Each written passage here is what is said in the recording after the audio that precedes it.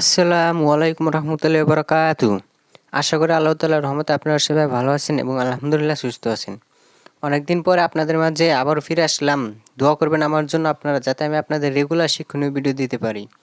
So আজকে আমি আপনাদের মাঝে নিয়ে এসেছি, যদি আপনাদের ফার্মে রানীক্ষেতের মতো বড় বড় কোনো রোগ হয়ে থাকে, তাহলে আপনারা আপনাদের ফার্মকে কীভাবে জীবাণুমুক্ত করবেন এই সব নিয়ে।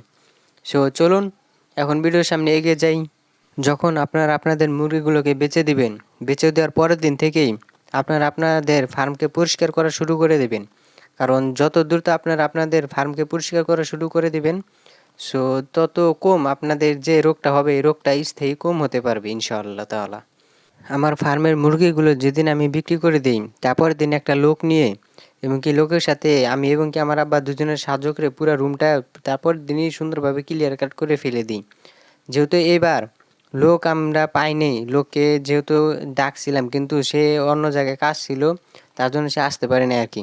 সো এর জন্য আমি এবং আমার আব্বা দুজনে মিলেই পুরোপুরি কাজে লেগে পড়েছি পুরো রুমটাকে পরিষ্কার করার জন্য। আমার ফার্মে যে লিটারগুলো আছে, এই সবগুলা লিটার আমি সুন্দরভাবে এক জায়গায় জড়ো করতেছি এবং আমি যখন জড়ো করতেছি, একপাশে আমার আব্বা এই লিটারগুলো সুন্দরভাবে বস্তায় ভরতেছি এবং আমি অন্য পাশে লিটারগুলো সুন্দরভাবে এক জায়গায় জড়ো করতেছি। কারণ এই লিটারগুলো এক জায়গায় জড়ো করলে এই লিটারগুলো বস্তায় তোলা অনেক বেশি সহজ হয়। কারণ এই লিটারগুলো আমি বস্তায় তুলে একদম পুকুরের উপরে নিয়ে ফেলাই দিব, যাতে এটার গন্ধ আশেপাশে কোনো মানুষের কাছে না যায় এবং কি কোনো মানুষ আমাকে এটার কোনো রিপোর্ট না দিতে পারে। কারণ আশেপাশে যেহেতু মানুষ আছে, আমি মানুষের আশেপাশে এই মুরগিগুলো লালন পালন করতেছি, কোনো ফাঁকা জায়গায় করতেছি না। সো আমাকে এর জন্য এইটা জিনিসটা অনেক বেশি কেয়ারফুলি হ্যান্ডেল করতে হয়, কারণ এটার গন্ধ খুব একটা বেশি মানুষের কাছে গেলে গালা রিপোর্ট আসলে একটু সমস্যা হতে পারে আর কি। এখন আমার যে লিটারগুলো রয়েছে, এই সবগুলা লিটার এক জায়গায় জড়ো করা শেষ হয়ে গেলে এরপরে আমি এই সবগুলা লিটার সুন্দরভাবে বস্তায় বোঝাই করতেছি।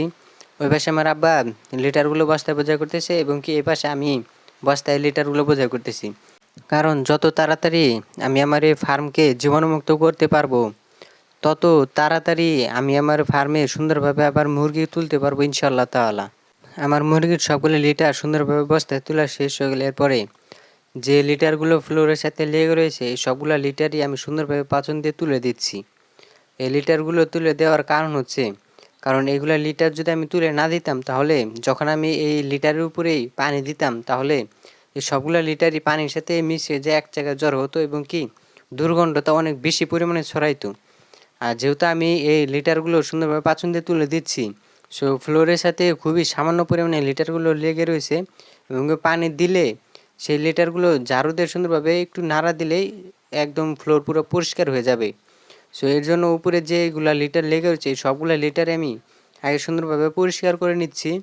আমার একটু কষ্ট বেশি হলেও কিছু করার নেই, কারণ আমার এই জিনিসটা সবসময় খেয়াল রাখতে হবে যে আশেপাশের মানুষের দুর্গন্ধটা যাতে অনেক বেশি পরিমাণে কম যায়।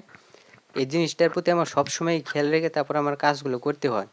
এই পাশে আমি লিটারগুলো ঝাড়ু দিয়ে সরিয়ে দিচ্ছি এবং কি লেগে থাকা লিটারগুলো আমি সুন্দরভাবে পাচন দিয়ে তুলে দিচ্ছি এবং কি ওই পাশে আমার আব্বা লিটারগুলো সুন্দরভাবে বস্তায় তুলে নিচ্ছে। পুরা রুমটা সুন্দরভাবে লিটারগুলো পরিষ্কার করা শেষ হয়ে গেলে এরপরে আমি এখান দিয়ে পুরা রুমটার মধ্যে সুন্দরভাবে অল্প করে পানি দিয়ে ভিজিয়ে দিচ্ছি লিটারগুলো, যাতে তাও যদি কোনো প্রকার লিটার একটু বেশি পরিমাণে লেগে থাকে, সেগুলো যাতে আমি আগে তুলতে পারি। পরবর্তীতে আবার ইনশাল্লাহ আমি পরিষ্কার করব।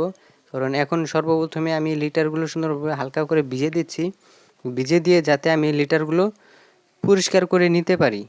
পুরা ফার্ম ইটসহ বিজান শেষ হয়ে গেলে এরপরে যে সামান্য পরিমাণে লিটারগুলো পাচন দিয়ে আগে তুলতে পারে নাই, ভিজানোর পরে নরম হয়ে গেছে, সেই সবগুলা লিটারগুলো সুন্দরভাবে আমার আব্বা পাচন দিয়ে তুলে নিচ্ছে। কারণ এই সবগুলা লিটারও যদি না তোলা হতো, তাহলে এই সবগুলা লিটার পানির সাথে মিশে এক জায়গায় একটু বেশি জড়ো হয়ে থাকতো। সো তখন গন্ধটা আরেকটু বেশি ছড়াতো।